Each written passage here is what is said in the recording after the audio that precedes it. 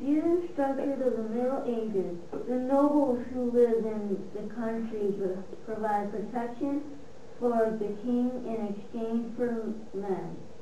Peasants worked in the land for nobles in exchange for protection and parcels of land. These rural peasants worked from sunup to sundown. There was a small middle-class population. In the late Middle Ages, when the threat of invasion from barbarians had lessened, people left the country for towns and cities so they could engage in more profitable pursuits. Life in the city soon began to change drastically.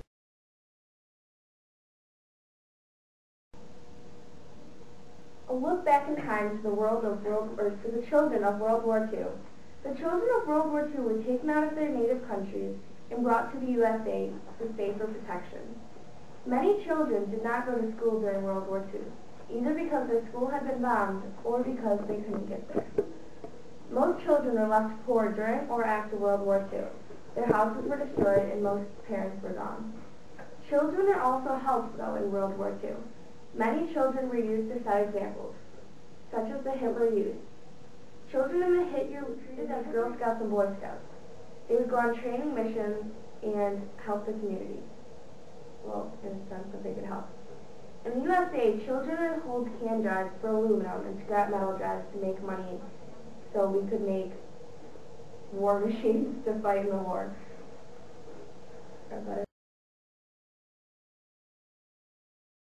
World War I. July 28, 1914 is the day that Austria declared war on Serbia. Russia, who was bound to a treaty by Serbia, announced mobilization of their vast army and weapons, which would take 6 weeks to process. Germany, allied to Austria-Hungary, used the Russian mobilization as an act of war against Austria-Hungary. France, who was bound to treaty by Russia, found itself at war by Germany, and by extension Austria-Hungary, following a German declaration on August 1st. Even after the official end of World War I, the war changed in many ways, as in the forms of changing politics, economics, and public opinion. Time for the shout-out. A little later, they invented A, automobiles, B, light, or C, locomotives. C, locomotives. Industrial Revolution. Most product people in the industrialized nations used today are turned on swiftly by the process of mass production by people and sometimes robots. Worked on assembly lines using power-driven machines. They had to spend long, tedious hours of hand labor, even on simple objects. The Industrial Revolution is the name given the movement in which machines change people's way of life as well as their methods of manufacture. About the time of the American Revolution, people in England began to use machines to make clothes and steam engines to run the machines. A little later, they invented locomotives. And now is the current event, the Texas Social Studies conflict. This conflict has been going on for many weeks. The Texas School Board is debating whether or not to change the curriculum to a more Christian-based curriculum. One of the changes that they're planning to make is to take out Andrew Jackson from the curriculum. They argue that Andrew Jackson supported the separation of church and state. This Texas School Board wants to change it so that religion is more of a key base in the program.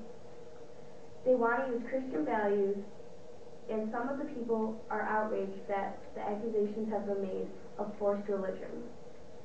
Most of the school board is made up of Republicans who really value this idea. The Democrats on the school board, which there are very few, do not, however. This has created a conflict between the people who live in Texas and the school board. The Cold War took place from 1945 to 1963. The causes are, in some ways, the Cold War began even before the guns dropped in Germany in the Pacific in 1945. The Soviet Union had not trusted the U.S. for quite some time, and that feud was renewed when the alliance against Adolf Hitler was not needed anymore. Visions of post-war world prevented Harry Truman and Soviet Premier Joseph Stalin from working together. Stalin ideally wanted to destroy Germany's industrial capabilities to prevent the country from remilitarizing, and they wanted Germany to pay outrageous amounts in war reparations. This also fueled America's fear of communist attack, Truman's dislike of Stalin, Russia's fear of the Americans' atomic bomb, Russia's need for a secure western border, and Russia's aim of spreading world communism. This feeling of suspicion led to mutual distrust, and this did a great deal to deepen the Cold War.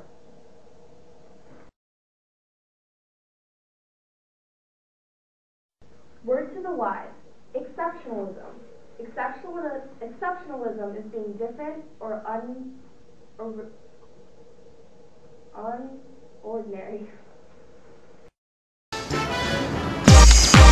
Sometimes big things really do come in small packages. That certainly applies to this pint-sized powerhouse. Meet 21-year-old bodybuilder Aditya Romeo Dev. At 2 feet 9 inches and a mere 20 pounds, he's about the size of a baseball bat and weighs as much as 4 13-inch MacBooks. From the very beginning, I like doing dumbbells, and I like lifting weights. The most he's ever lifted? 10 pounds. Pretty impressive considering that's half his weight. I used to watch wrestling when I was a small kid, and that's how I got inspired. His hard work at the gym paid off. 3 years ago, the Guinness Book of World Records named him the world's smallest bodybuilder. Now before we go, today we're going to talk about the world's tiniest bodybuilder. He's 2 feet 9 inches. He's from Phagwara, India, and his name is Aditya Romeo Dev. He can lift 1.5 kilogram dumbbells for his 9 kilogram body weight. He's 19 years old.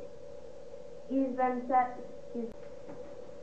said, I've been training as a bodybuilder for 2 years, and by now I think I must be the strongest dwarf in the world. He also says that he earns good money through dance and bodybuilding shows, but being rich doesn't interest him. His dream is to travel a lot, and he wants to perform in London with his idol, Jazzy B. Hopefully he didn't leave you too short. This has been your ROS News. Bye. Bye. Bye. Bye.